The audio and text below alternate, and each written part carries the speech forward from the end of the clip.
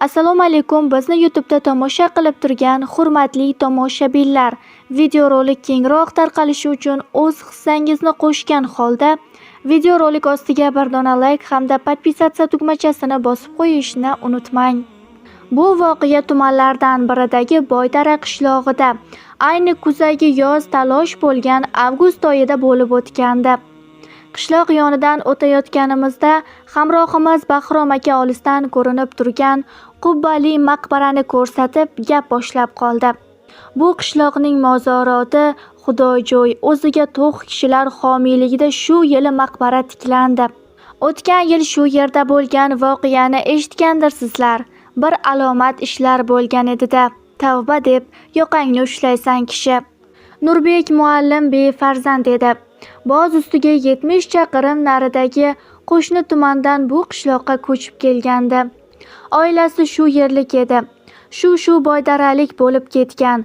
Nasiba ekan, Boydarada do'st yor topib, uy-joy qilib yashab qoldi. Otasi keksa kishi ekan. So'nggi bor kelganida o'zimizda ham nima qilarding, suv chiqmas taqdir joylardan ko'ra shu yerlarda palak otib yashab ketsang quvonamiz. Elga el qo'shilsa elning baxti. Bular ham o'zimizday odamlar ekan. Yashayver bolam degan edi. Faqat befarzandligidan kuyunardi. Muallimning onasi ancha avval o'tib ketgandi. Nurbek muallim nafaqat tumanda, balki viloyatda ham biologiya fani bo'yicha yetuk o'qituvchi edi. O'quvchilar katta musobaqalarda qatnashib, muallimni quvontirgan. Shu bois Nurbek domla ta'lim sohasida turli unvonlarga ham loyiq topilgandi.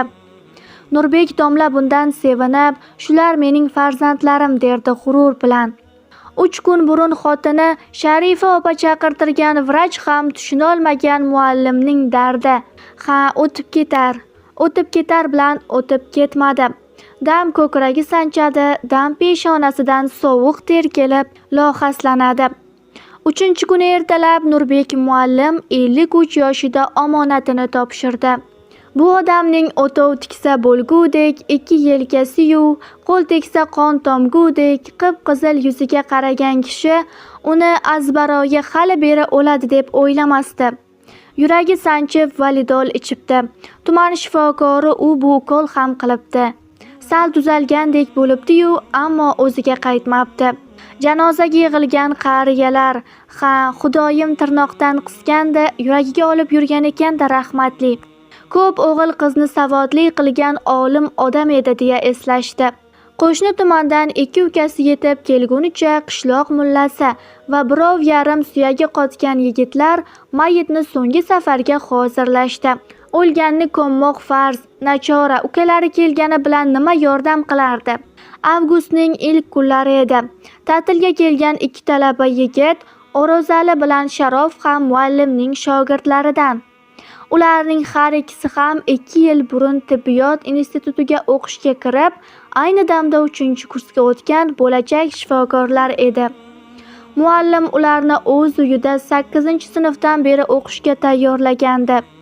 Muallimning vafoti haqidagi xabar qishloqqa tarqalganida bu 2 yigit boshqalardan oldinroq marhumning uyiga yetib kelishdi. Keksalar Normurod Go'rkovga qo'shib, shu 2 o'g'lonni ham qishloqning katta qabristoniga yo'lladilar. To janoza o'qib bo'lgunicha mayitning joyi hozirlanmog'i kerak. Endi ajal kelgandan keyin birov panoh bo'la olmas ekan. Bo'lmasa yoshgina, endi 20 dan xatlagan bu yigitlarga qabristonda nima bor deydigan vallomat topilmadi. Normurod Go'rkovning yo'rig'i bilan marhumga moslab qabr kavlay boshladilar. Yer saratonda qotib, toshli qatlamlar ancha ter to'kishni talab qilardi. Shunday bo'lsa-da, kun choshgoh bo'la boshlaganda bu 3 nafar savobtalab kishi ishini qarib yakunlab qolgandi. Normurod Go'rkov marhumning jasadi qo'yiladigan ichki qabrni bo'ylab o'zi yotib ko'rib o'lchayotgan bir paytda uyum tuproq qoshida peshonasidagi terni artib o'tirgan O'rozalini yangi qabrning narigi tomonida xuddi o'ziga o'xshab terga botib o'tirgan Sharof imlab yoniga chaqirdi. Sharofning qo'lida hozir urf bo'lgan yapaloq telefon bor edi. Uning nimaga ovozini sekinlatib gap qotayotganini anglamagan o'rtog'i ajablanib nima gap deganday boshi bilan imo qildi. Sharof jo'rasini tag'in o'zi tomon chorladi. Orasi bir necha qadam bo'lishiga qaramasdan Sharofning qandaydir sirli gap qilayotganini tusmollagan o'rozali yangi qabrni aylanib o'tdi-da, uning yoniga cho'kdi. Va ikki o'rtoq sekin-asta chuqur lahadda o'z yumushini bajarayotgan Normurod akaning chiqib qolishidan cho'chigandek gaplasha boshladilar. Janozadan so'ng jamoa Nurbek muallimni qabriston sari olib jo'nadilar. Tumonat odam yig'ilgan qabristonda hamisha hokim bo'ladigan g'aroyib sukunatni buzib, odamlarning qadam tovushlari-yu past ovozda gapirishlari eshitilar edi. Imomning Nurbek muallim qanday odam edi degan savoliga atrofda yig'ilgan kishilarning bir ovozdan yaxshi odam edi, odamlarning joniday yaxshi kishi edi, joyi jannatda bo'lsin degan xitoblari eshitildi.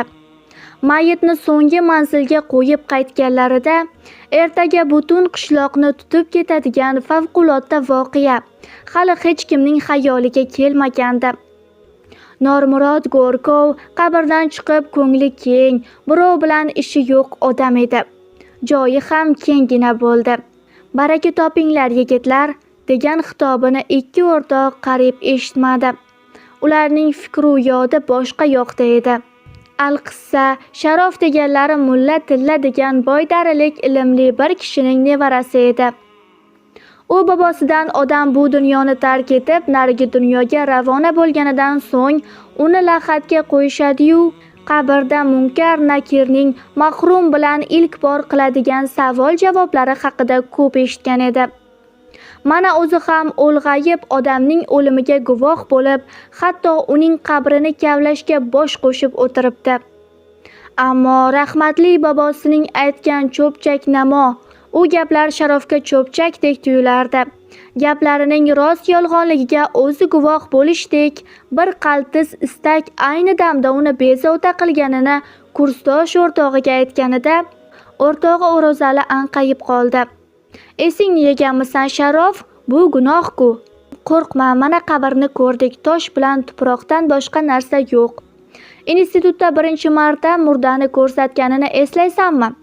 Gulistonlik Nazira qo'rqib esdan ketib qolgan edi. Bir kuni darsdan so'ng domlaga bobomning Munkar Nakir haqidagi gaplarini aytganman. Borku xirurg chol Rashid Oxunov degan tatar domla, o'sha kishi kulib bo'lmasa kechagi ko'rganlaring murda hali qabrdagi imtihondan o'tmay institutda qolgan ekanda. Bu tasavvur bilan qanday vrach bo'lasan deb masxara qilgandi. Xo'p, nima qilamiz deysan? Mana bu sensorni Normurod akaga bildirmay qabrning ichiga yashirish kerak. Bu yoqda esa sening telefoningga zapis qilamiz. O'la agar hozirdan hayajonlanib ketyapman. Yo'q jo'ra, men bunday qila olmayman. Axir marhumni ham hurmat qilish kerak. Ishonasanmi? Agar bobomning gaplari rost bo'lsa, ikkovimiz hech kim o'rganmagan narsaga guvoh bo'lamiz.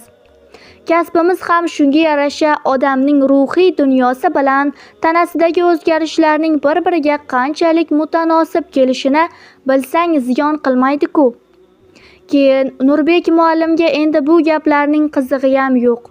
Bu munozaraning boshi Normurod Go'rkov lahad ichiga tushib qabrni o'lchayotgan mahalda bo'lgan bo'lsa, qolgan gap so'zlar u kishi qabristonning kirish joyidagi bir xonalik hujrada ketgan chog'ida ham davom etdi. Endi yigitlar, sizlar yoshsizlar, to mayitni olib kelgunicha shu yerda o'tirib tursalaring. Men anavi hujraga borib, bet-qo'limni yuvib, sal dam olib tursam. Bo'ladimi shunday qilsak, dedi Go'rkov ketar chog'i. Sharof uni kutib turganday, mayli siz boravering deb yubordi. Qabrni qo'riqlamasa nima qiladi? To'g'rilikcha savol berdi O'rozali. Qabr kimga atalgan bo'lsa, shu bandani yerga qo'ymaguncha lahad bezga qolmasligi kerak. Arami shu, bo'lmasa yomon bo'ladi. Bu dunyoda odamning ko'ziga ko'rinmaydigan mavjudotlar ham ko'p. Normurod Go'rkov 45 yoshlardagi boydaralik, norg'ul kishi edi. U muhandislik institutini tugatib qaytgach, xo'jalikka ishga kirgan. O'sha yili xuddi mana bu bo'z bolalarning yoshida to'satdan qattiq betob bo'lib, hali uylanmagan, novterakday yigit 6 oyda ozib-to'zib, o'z gavdasini ham ko'tara olmaydigan bir holga kelgandi. Shunday bo'ldiki, uning ko'rmagan shifoxonasi-yu tabibi qolmadi. Oxiri ayni shu Sharofning bobosi Mulla Tilla bir kuni Normurodlarning uyiga kirib, bir jo'yali gap qildi. Ya'ni Normurodning otasi ham, katta bobosi ham Go'rkovning qilganligini eslab, Mulla Tilla bobo yoshgina navqiron yigit betob yotgan xonadonga bosh suqqanini aytib shunday dedi: "Belni bog'lab o'zing qo'lla Alloh" deb shu kasbni niyat qilib ko'rchi, ajab emas bolam, Xudo mehribon. Bilmadim necha kundan buyon shu gaplar ko'nglimdan o'tib yuribdi. Mulla Tilla shu gaplarni aytib, yosh Normurodning ko'ngliga g'ulu solib ketdi.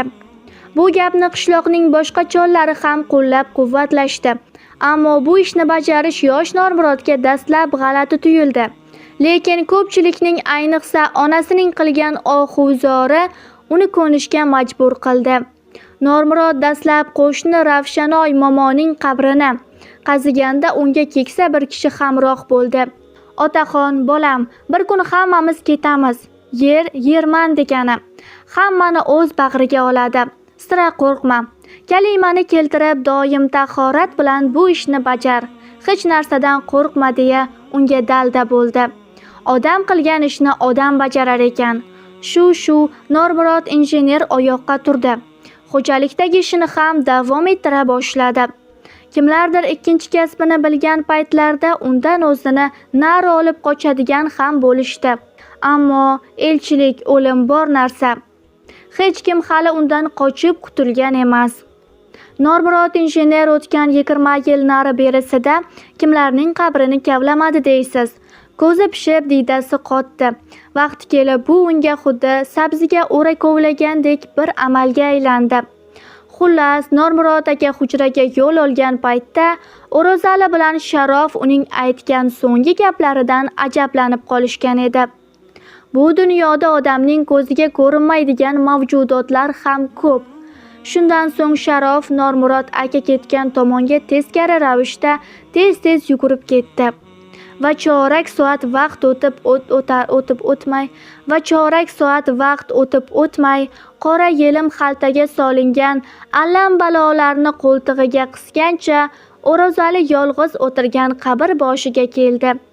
Sharof qabrning ichki bo'lmasiga engashib kirarkan, badaniga nimalardir o'rmalagandek eti jimirlab ketdi va shu zahoti ichki bir sezgi bilan qo'lidagi telefonini qo'ydi. Namchil yerning hidi dimog'iga urildi. Beixtiyor peshonasidan sovuqqina bir necha tomchi ter chiqqanini his qildi. So'ng ortiga tisarilib chiqa boshladi. Qabr og'zida ko'zlari chaqchayib O'rozali turar edi. Uning qo'lida avvaldan tayyorlab qo'yilgan bir o'ram telefonga ulanadigan simlar chuvalib turardi. "Menga ber qo'lingdagini" dedi. Allanechuk olazarak bo'lib pastdan chiqib kelgan Sharof. O'rozali simlarni o'rtog'iga uzatdi. Sharof qaytib ichkariga kirib ketdi. Qabr hali berkitilmagan tomonidan tushayotgan nurni aytmasa, chindan ham zimiston edi. Yigitni tag'in bir notanish his qamrab oldi va beixtiyor tilidan "Bismilloh" degan so'z uchdi. Shundan so'ng biroz o'zini bosib olgandek bo'ldi. Sharof marhumning boshini qibla tomonga qilib o'tkazishlari haqida yoshi kattalardan eshitgandi. Shu sababli qiblani timsollab cho'ntagidan yelim xaltani chiqardi. Qo'lidagi telefon apparatini shu xaltaga joyladi. Xaltaning og'zini yopishdan oldin esa shnurni telefonning tegishli teshikchasiga suqdi. Shu asnoda apparatning quvvatiga ko'z tashlarkan, "Bu original-ku, 3 kunsiz o'chmaydi" degan gapni ko'nglidan kechirdi. So'ngra yon cho'ntagidan doimo olib yuradigani yig'ma chopqini olib, qabr devorini kovlay boshladi. Uvalanib tushayotgan tuproqni tez-tez qo'li bilan yerga singdirib tushirdi. Bir pasda yumshoq devorga telefon suqquvday kavak paydo bo'ldi. Sharof bu ishlarni bajararkan xayoliga jangovar kinolarda bo'ladigan lavhalar kelardi. O'rozali, o'roz, qabr ichidan Sharofning ovozi keldi.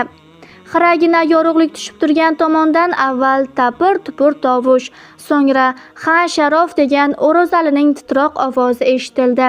Yigitlar chapdastlik bilan qabr tepasidan mo'ljal olib, atrofda o'sgan yulg'un novdasi bilan teshikcha ichkaridagi telefon shnuri chiqadigan teshikcha paydo qilishdi.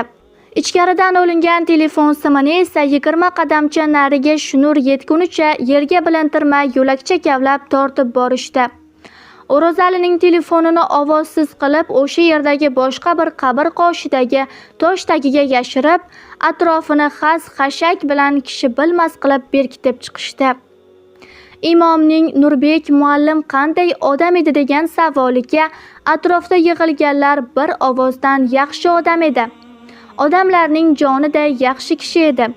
Joyi jannatda bo'lsin" degan xitoblari eshitilgan paytda olomon orasida qabr kavlashda ishtirok etgan ikki o'rtoq ham xijolatamiz bosh egib turardilar. Marhumning qarindoshlari imomning undovi bilan bu ikki yigitga ham bir o'ramdan mato tutqazishdi. Buni kutmagan yigitlar esa birpas dovdirab ikkilanib turarkan, bir oqsoqol kishi "Olinglar, qilgan mehnatlaringga rozi bo'linglar, marhumning oxirati obod bo'lsin" deb dalda bergandek bo'ldi. Odamlar tarqalarkan Sharof O'rozalining telefoni turgan joyga yaqinlashdi-da, xas-xashak orasidan bir cheti ko'rinib turgan apparatning yozib ishlayotganini ko'rib, dong qotdi. Kamida 2 soat yozishga mo'ljallangan uskunaning ekrani yoniq, ammo bu xira yog'du quyoshda hech kimning e'tiborini tortmas edi. Qizig'i, bir zum kalovlab turib qolgan savobtalab shogirdning harakatiga hech kim e'tibor qilmadi. Kechki payt xuddi kelishganlaridek Sharof ukasining telefonidan O'rozaliga qo'ng'iroq qildi va shom qorong'usida 2 sharpa qishloq oralab qabriston sari yurib ketdilar. Ularning kimligi-yu borar manzili qayer ekanligini bilmagan kishi ham bu ikki tungi yo'lovchilarning hayajon aralash xo'rsinib, gaplashmasdan jim ketishlariga qarab, ularning odatdagidek o'z ishi bilan yurgan odamlar emasligini anglar edi. Uyqudagi boydarani Sumbulaning yorqin oftobi emas, bexosdan qishloq oralab qolgan ser-shubha shivir-shivir uyg'otdi. Ikkalasi ham uyga qaytmabdi. Kecha Nurbek muallimning marakasida bo'lishgan ekan. Kechqurun chiqib ketishgan, qayerdaligini hech kim bilmaydi. O'rozali Sharofnikiga yig'ilmoqchimiz deganmush. Sharof ham xuddi shunday O'rozalilarning uyiga degan. Tavba, yaxshilikka bo'lsin. Kun yarim gaz ko'tarilgan mahalda 10-15 chog'li mo'ysafid, 2 yo'qolgan yigitning va boshiga do'ppi kiygan Nurbek muallimning qarindoshlaridan iborat odamlar qabriston sari oshiqdilar. Yuz ko'zi bir alposa, rangi devorday oqarib ketgan qishloqning cho'poni Chilvirgung ularning oldiga tushgan, bir narsalarni imo-ishora qilib odamlarning oldida pildirab borar edi. Chilvir chipon odatdagiday tong qorong'usida qo'ylarini haydab qishloqdan chiqqan, qabriston yonidan o'tayotgan paytda bir-ikki echki mozorotning yonboshlab qolgan simto'ridan hatlab ichkariga urib ketgan. Echkilarni qaytarish uchun simto'rdan oshib ichkariga kirgan cho'pon esa suruvni ham unutib qishloqqa chopavergan. Nurbek muallimning hali qurimagan qabri do'mpayib, allaqanday mung'ayib turardi. Qabrdan biror 20 qadamcha narida esa ikkita kunda simon narsa yotardi. O'rozali bilan Sharofni kiyimlaridagina ajratib oldilar. Har ikkisi ham odam qiyofasidan chiqib ketgandi. Sharofning quloq surpasi shu qadar ulkanlashgandiki, butun tanasini o'rab turar, lablari ham favqulodda kattalashib, tishlari batamom to'kilib ketgandi. Ammo atrofda biror tomchi qon ko'rinmas edi. O'rozali esa kecha unutib qoldirgan ketmonning dastasi o'rniga uning 2 oyog'i va 2 qo'li o'tib ketgandi. Ketmon dasta sig'adigan joyga kap-katta odamning 4 muchasi qanday siqqanini aql bovar qilmasdi. Ammo ko'zlarga ko'rinib turgan dahshat shunday edi. Qabr boshiga yig'ilganlar baravariga oq tortib yubordilar. Birozdan keyin nima voqea sodir bo'lgani ayon bo'ldi. Sharofning tanasi yonidan bir uchi yerga ulangan telefonni topishdi. Shunda kecha janoza o'qigan imomning bir og'izgina so'zi lolu karraxt bo'lib qolgan, olomonga samoviy farmondek eshitilib ketdi. Bu ikki gunohkor banda ko'p bo'lmag'ur ishga urinibdi. Bular u dunyoga o'tib ketgan. U dunyo siridan bir tolasi ham bizga buyurmagan. Xudo o'zi rahim qilsin endi. Bu noma'qulchilik boshqalarga ibrat bo'lsin. Anavi matohlarni esa hoziroq yoqib yuboringlar.